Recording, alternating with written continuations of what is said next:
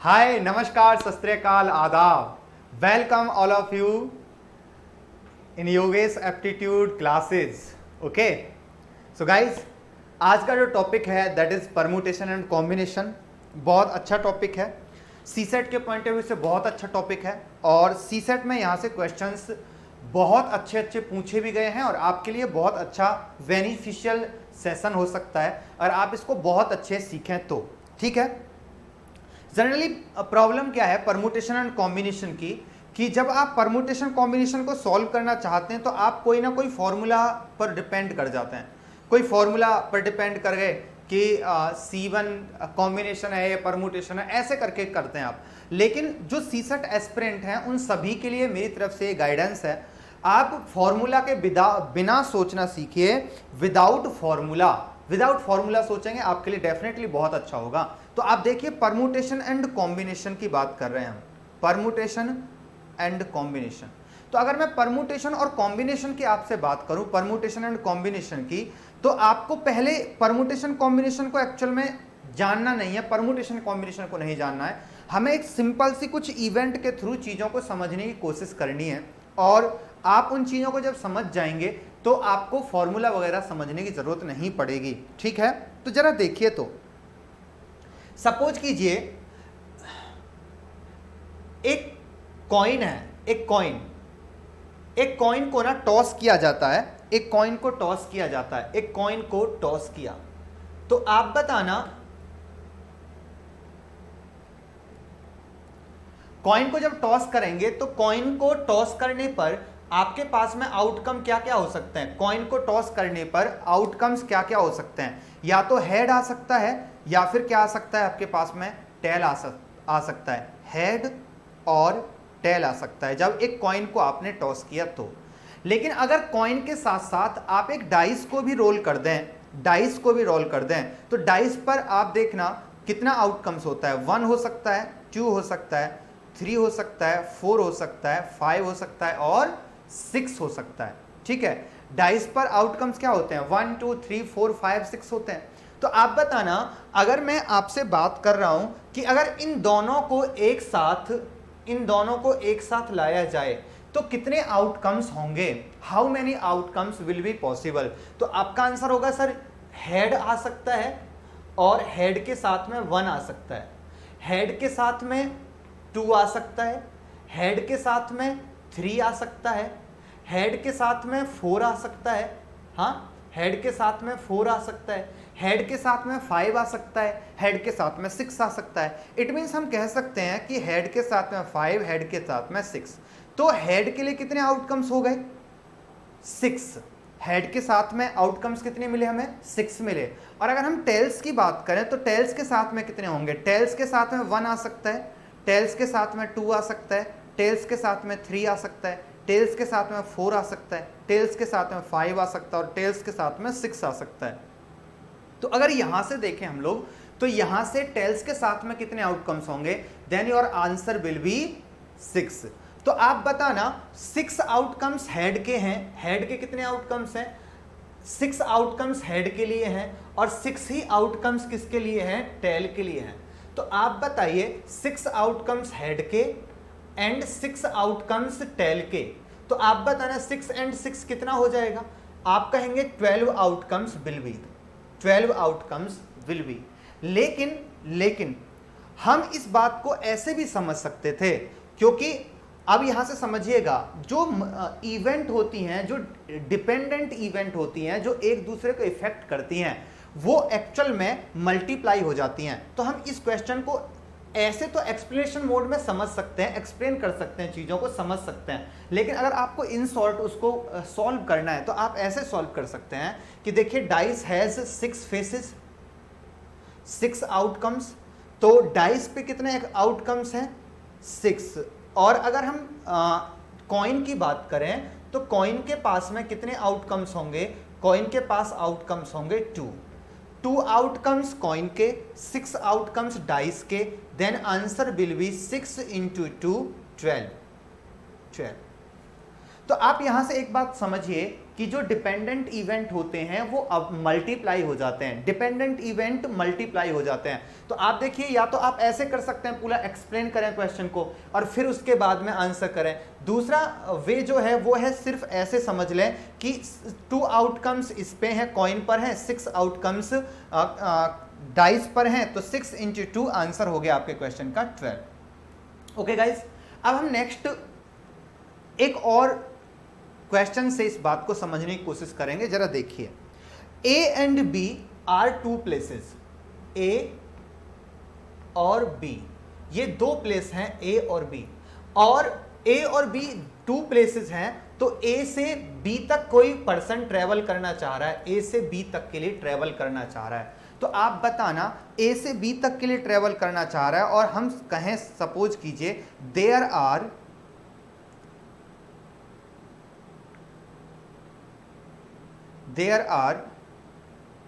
6 buses are available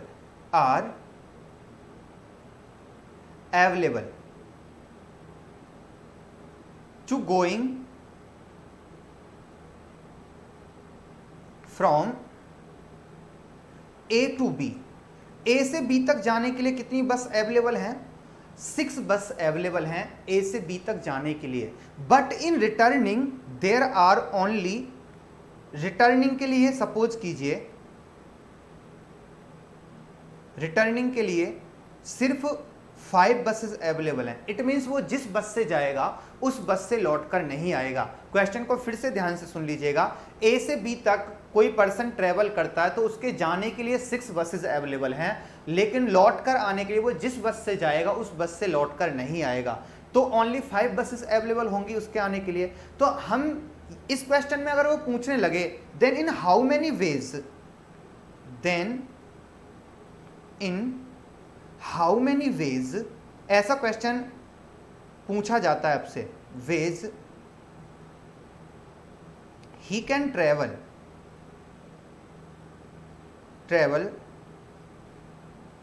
A to B and B to A, A से B तक जाकर B से A तक लौट कर आएगा, तो कितने वेज में वो ऐसा कर सकता है। सपोज कीजिए एक क्वेश्चन आपके सामने है और आप इसको सॉल्व करना चाह रहे हैं। तो गाइस देखिए, तो A से B तक उसको जाना है और B से A तक लौट कर भी आना है, तो कितने वेज में वो ऐसा कर सकता है। तो आप देखिए, मैं आपको नेक्स्ट पेज से दिखाता हूं। देखिए, सपोज कीजिए वो पर्सन, जो बसेस का जो नंबर है वो है 1 2 3 4 5 एंड 6। ओके, तो यहां पे बसेस का नंबर है 1 2 3 4 5 6। सपोज कीजिए वो ए से बी तक जाए, किस नंबर की बस से? 1 नंबर की बस से। ठीक है, ए से बी तक गया, तो आप बताना वो लौटकर कितने नंबर की बस से आ सकता है। 2 नंबर की से आ सकता है, 3 नंबर से रिटर्न हो सकता है, 4 से हो सकता है, 5 से हो सकता है, 6 से हो सकता है। इट मीन्स वो ए से बी तक गया 1 नंबर की बस से, लौट कर आ सकता है 2 से, लौट कर आ सकता है वो 3 से, 3 से लौट कर आ सकता है, लौट कर आ सकता है वो 4 से, लौट कर आ सकता है वो 5 से, और लौट कर आ सकता है वो 6 से।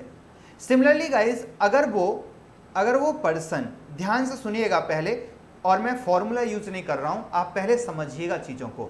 अगर वो व्यक्ति 20 ए से बी पॉइंट के लिए जा रहा है और सपोज करो उसने 2 नंबर का बस ले लिया, तो वो 2 नंबर से लौट कर तो नहीं आ सकता है, तो वो लौट कर किससे आएगा? 2 नंबर की बस से जाए 1 से लौट कर आ जाए, 2 नंबर की बस से जाए 3 से लौट कर आ जाए, 2 नंबर की बस से जाए 4 से लौट कर आ जाए, 2 नंबर की बस से जाए 5 से लौट कर आ जाए, 2 नंबर की बस से जाए 6 से लौट कर आ जाए। तो आप देखना, वो 2 नंबर की बस से जाने पर कितने टाइप से लौट कर आ सकता है? 5 टाइप से लौट कर आ सकता है। इसका मीनिंग ये है कि 1 नंबर की जो बस है, 1 नंबर की बस से जाने पर वो लौट कर आ सकता है कितने टाइप से? 5 टाइप से। सिमिलरली 2 नंबर की बस से जाकर वो 5 टाइप से रिटर्न हो सकता है, 3 नंबर की बस से जाकर वो 5 टाइप से रिटर्न हो सकता है, वो 4 नंबर की बस से जाकर वो 5 टाइप से रिटर्न हो सकता है, वो 6 नंबर की बस से जाकर भी 5 टाइप से रिटर्न हो सकता है। क्लियरली? तो आप देखिए ये कितने वेज में पॉसिबल हो पाएगा, कितने वेज में ऐसा हो जाएगा। तो आपका आंसर होगा 5 + 5, आपका आंसर होगा 5 + 5 + 5 + 5 + 5 + 5, answer will be 30। Your answer will be 30, है ना? 30 हो जाएगा आपके क्वेश्चन का आंसर, ठीक है। और अगर 30 हो जाएगा आपके क्वेश्चन का आंसर, तो हम इस बात को सिंपल वे में भी समझ सकते हैं, वो आप देखिएगा जरा। आंसर हो गया कितना? 30 वेज में ऐसा हो सकता था। लेकिन आप इस क्वेश्चन को ऐसे भी कर सकते थे कि अगर there are 6 buses available in going and 5 buses available in returning, then जाने के लिए कितनी बस अवेलेबल हैं? 6 बस अवेलेबल हैं।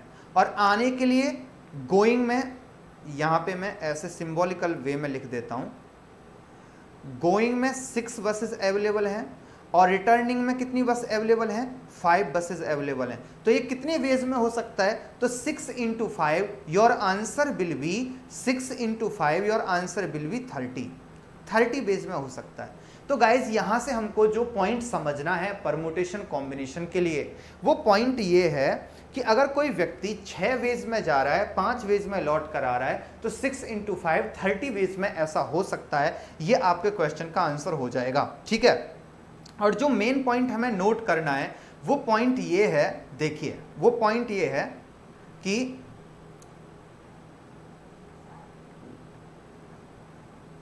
If first event can be in m ways, ठीक है, second event can be in n ways, okay, then first and second event both can together in m into n ways, m into n ways। It means मैं आपको ये समझाना चाह रहा था कि अगर एक इवेंट m बेस में हो रही है, सेकंड इवेंट n वेज में हो रही है, तो अगर दोनों इवेंट को एक साथ किया जाए तो वो कितने वेज में हो जाएगी? m into n वेज में हो जाएगी। तो यहां से सीखने वाली बात यह है कि इवेंट जो है वो मल्टीप्लाई हो जाती हैं, इवेंट मल्टीप्लाई हो जाती हैं, आपस में इवेंट क्या हो जाती हैं? मल्टीप्लाई हो जाती हैं, ठीक है। चलिए मैं आपको एक और क्वेश्चन से इस बात को सिखाने की कोशिश करता हूं। देखिए एक क्वेश्चन आपकी स्क्रीन पर, 4 persons entered in the lift cabin on the ground floor of a 6th floor office, okay, suppose each of them can leave the cabin independently at any floor beginning with the first, okay, find the total number of ways in which each the 4 persons can leave the cabin at different floor। Word ध्यान रखिएगा, at different floor, different floor पर कितने veg में वो cabin को कर सकते हैं, ये क्वेश्चन आपसे पूछा गया। मैं थोड़ा सा जूम कर देता हूं इसको जिससे कि आपको क्वेश्चन और अच्छा दिखेगा, ठीक है। ये है क्वेश्चन, ये ठीक है, ये है क्वेश्चन। तो जरा देखना तो गाइज, अगर हम बात करें फ्लोर की, तो अगर फ्लोर की काउंटिंग स्टार्ट होगी तो आप बताना क्या आप काउंटिंग ऐसे करेंगे? देखिएगा यहां पर एक एरर आपसे हो जाएगा अगर आप ध्यान से नहीं देखेंगे तो। देखिए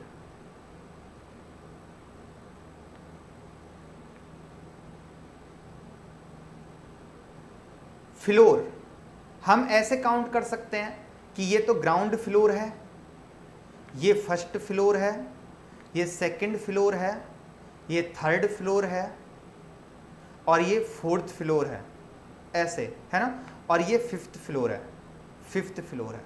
है ना। तो आप एक तो ये कर सकते हैं और एक आप ऐसे भी कर सकते हैं और इसके लिए आपको एक फ्लोर और बनाना पड़ेगा, क्योंकि आप कह रहे हैं 6 फ्लोर का ऑफिस है, तो यहां पर आपको एक फ्लोर और बनाना पड़ेगा।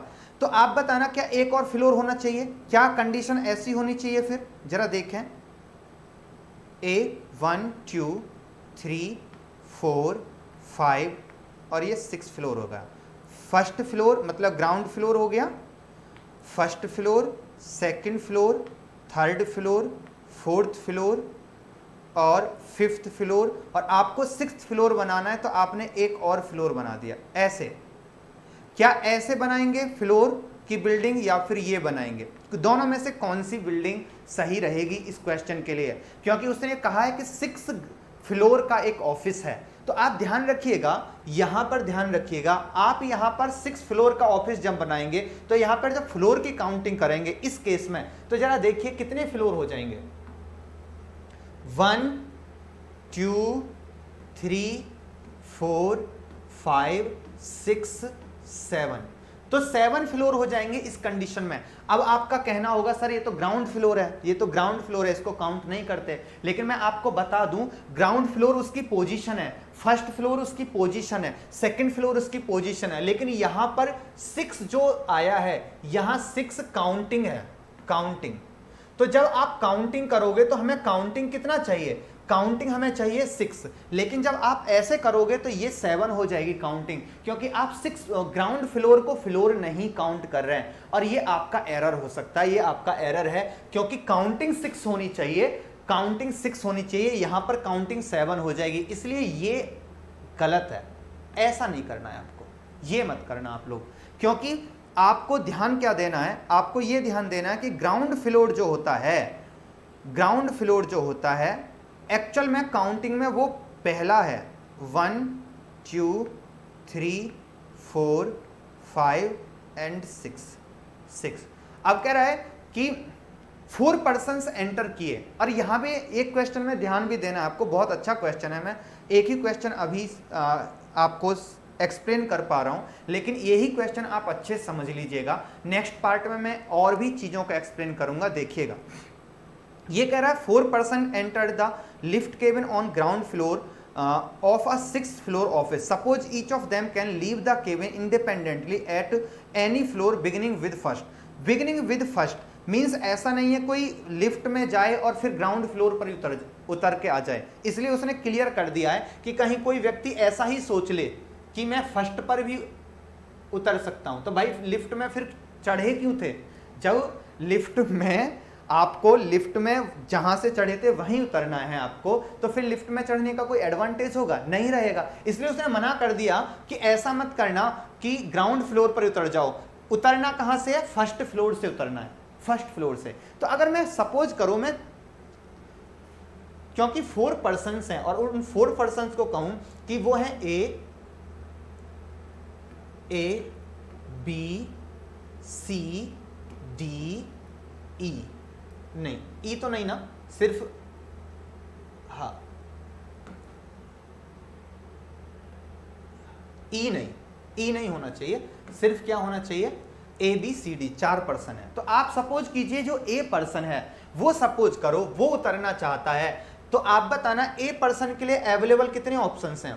1 2 3 4 5, 1 2 3 4 5, वो 5 में से किसी भी फ्लोर पर उतर सकता है, लेकिन ध्यान रखना है कि जो सेकंड पर्सन आएगा वो उस फ्लोर पर नहीं उतर सकता है जिस फ्लोर पर ये ए उतरा है। तो आप देखें ए के लिए कितने ऑप्शंस हैं? ए के पास हैं 5 ऑप्शंस, ए के पास 5 ऑप्शंस हैं, ए के पास 5 ऑप्शंस हैं, ए 5 फ्लोर में से किसी भी फ्लोर पर उतर सकता है। लेकिन बी जो है ना, बी के पास में 5 ऑप्शन नहीं रहेंगे, क्योंकि जिस फ्लोर पर ए उतरा है उस फ्लोर पर बी नहीं उतर सकता है, तो इसलिए बी के पास में कितने ऑप्शन हो जाएंगे? बी के पास 4 ऑप्शन हो जाएंगे, सी के पास में 3 ऑप्शन हो जाएंगे, और डी के पास में कितने ऑप्शन हो जाएंगे? 2 ऑप्शन हो जाएंगे। Then your answer will be 5 × 4 × 3 × 2, 5 4 = 20, 3 = 60, 2 = 120, then your answer will be 120। आपका जो आंसर होगा वो 120 हो जाएगा। तो गाइज आप देखिए, आपको एक्चुअल में क्वेश्चन को फॉर्मूला के टाइप से नहीं समझना है, आपको क्वेश्चन को कैसे समझना है? आपको क्वेश्चन को समझना है पहले डेली लाइफ से कनेक्ट करना है और तब आपको समझ में आ जाएगा। जो ए जिस फ्लोर पर उतरेगा उस फ्लोर पर बी नहीं उतरेगा, जिस फ्लोर पर बी उतरेगा उस फ्लोर पर सी नहीं उतरेगा, ठीक है। और जिस फ्लोर पर ए बी सी इन तीनों में से कोई भी पर्सन होगा उस फ्लोर पर डी नहीं उतरेगा, सबको डिफरेंट फ्लोर पर उतरना है। तो ए के लिए 5 ऑप्शन है, बी के लिए 4, सी के लिए 3 और डी के लिए 2। और मैंने आपको बताया था इवेंट जो होती हैं वो मल्टीप्लाई हो जाती हैं, then your answer will be 120। Okay guys, clear है सभी को? ठीक है, चलिए अब हम लोग एक और क्वेश्चन की मैं आपसे बात करता हूं। 2 मिनट में वो क्वेश्चन भी हो जाएगा और फिर मैं नेक्स्ट पार्ट में आपको और भी क्वेश्चंस के बारे में समझाऊंगा, परमुटेशन कॉम्बिनेशन का और भी टाइप समझाऊंगा, और भी अच्छे क्वेश्चंस हम लोग करेंगे। सपोज कीजिए एक पार्टी में 4 पर्सन्स हैं, ए बी सी और डी।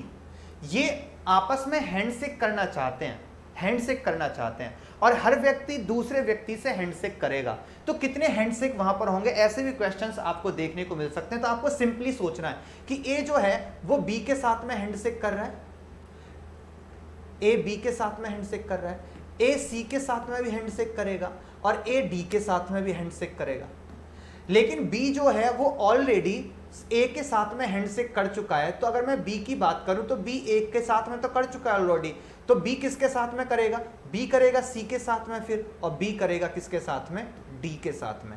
अगर मैं सी के लिए देखूं तो सी के लिए कितने ऑप्शन बनेंगे? सी करेगा, सी ए के साथ कर चुका है, बी के साथ कर चुका है, तो सी करेगा सिर्फ डी के साथ में। तो आप देखिए ए के लिए कितने हैंडशेक हैं? 3, बी के लिए 2, सी के लिए 1, डी के लिए डी तो सभी से हैंडशेक कर चुका है, इसलिए डी के लिए कोई ऑप्शन नहीं है। तो आप बताना टोटल हैंडशेक विल बी, अगर ये क्वेश्चन आपसे पूछ लिया जाए तो इसका आंसर क्या होगा? 3, 2 और 1। Then answer will be 3 + 2 + 1, 5 + 1, answer will be 6। Your answer will be 6। आपके क्वेश्चन का आंसर क्या हो जाएगा? 6 हो जाएगा। तो गाइज मैंने अभी की क्लास में, अभी के सेशन में ½ एन आवर का सेशन लिया है और इसमें आपको सिर्फ इतना समझाने की कोशिश की है what is permutation and combination. ठीक है, Yogesh aptitude classes YouTube channel पर और भी वीडियोस पड़े हुए हैं, आप उन्हीं वीडियोस को देखिए और लाइक और सब्सक्राइब कीजिए प्लीज। ओके, हाँ, क्योंकि शेयर फॉर एजुकेशन के लिए शेयर कीजिए, अपने फ्रेंड को भी बताइए। ठीक है, और आप पढ़िए, इस YouTube चैनल पे मैं समय समय पर वीडियोस डालता रहूंगा। ठीक है, और आप इनको पढ़िए और एक अच्छी सफलता के मुकाम की तरफ जाइए। चलिए, थैंक यू सो मच।